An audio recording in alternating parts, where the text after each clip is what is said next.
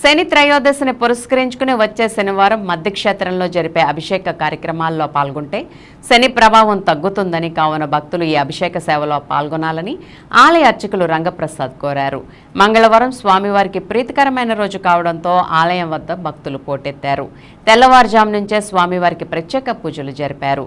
భక్తులు ఆలయం చుట్టూ ప్రదక్షిణ చేసి మొక్కుబడులు చెల్లించుకుని స్వామివారిని దర్శించుకుని తీర్థ ప్రసాదాలు స్వీకరించారు.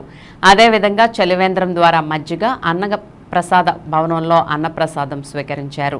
ఈ సందర్భంగా ఆలయ అర్చకులు రంగప్రసాద్ మాట్లాడుతూ మధ్యాంజనేయ స్వామి ఆలయంలో ప్రతి శనివారం స్వామివారికి పంచామృతాలతో అభిషేకం జరుపుతున్నామని, ఈ వారం శని త్రయోదశిని పురస్కరించుకుని జరిపే అభిషేకాల్లో పాల్గొంటే ఎన్నో ఫలితాలు దక్కుతాయని అన్నారు.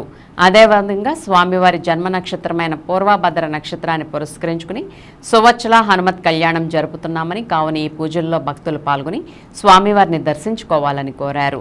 ఈ కార్యక్రమంలో ఆలయ కార్యనిర్వహణాధికారిని ఆర్వి చందన, సూపరింటెండెంట్లు జవాది కృష్ణ, కోరగంటి రంగారావు తదితరులు పాల్గొన్నారు.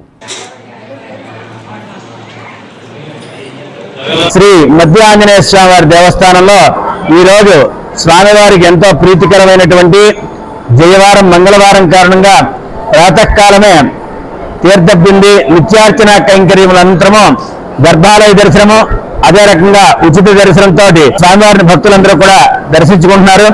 అదే రకంగా స్వామివారికి దర్శనానికి వచ్చినటువంటి భక్తులందరికీ కూడా మజ్జిగ చలివేంద్రము, అదే రకంగా అన్నదాన సత్రంలో అన్నప్రసాదము భక్తుల వినియోగార్థం ఏర్పాటు చేయడం జరిగింది. ఈ కార్యక్రమాలన్నీ కూడా కార్యనిర్వహణాధికారిని అసిస్టెంట్ కమిషనర్ అయినటువంటి చందన గారి ఆధ్వర్యంలో సిబ్బంది కృషితో అత్యంత వైభవంగా స్వామివారి జయవారం జయప్రదంగా పూర్తయింది. అదే రకంగా శ్రీ స్వామివారి సన్నిధిలో ప్రతి శనివారం జరిగేటట్టుగానే ఈ శనివారం కూడా స్వామివారికి విశేషమైనటువంటి పంచామృతాభిషేకం జరుగుతుంది. ఈ పంచామృతాభిషేకం ఈ శనివారం శని త్రయోదశి రోజు వచ్చిన కనుక ప్రతి ఒక్కరూ కూడా శని త్రయోదశి రోజున మధ్యాంజనేయ స్వామి వారి సన్నిధిలో ఈ యొక్క పంచామృతాభిషేకంలో పాల్పంచుకున్నట్లయితే వారికి ఏలినాడు శని ద్వారా వచ్చినటువంటిది కానీ, అర్ధాష్టమ శని కానీ, అష్టమ శని కానీ, కంటక శని కానీ ద్వారా వచ్చినటువంటి శని బాధలన్నీ కూడా పోతాయని చెప్పే నమ్మకం.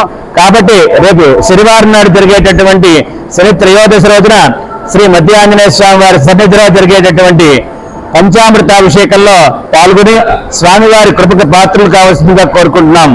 అదే రకంగా ప్రతి మాసము కూడా స్వామివారి సువర్చల హనుమత్ కళ్యాణం పూర్వభద్ర నక్షత్రంలో జరుగుతుంది. ఈ యొక్క వైశాఖ మాసంలో స్వామివారికి విశేషంగా హనుమత్ జయంతిలో భాగంగా చేయడం జరుగుతుంది. కాబట్టి గమనించి భక్తులందరూ కూడా స్వామివారి దర్శించండి, తరించండి.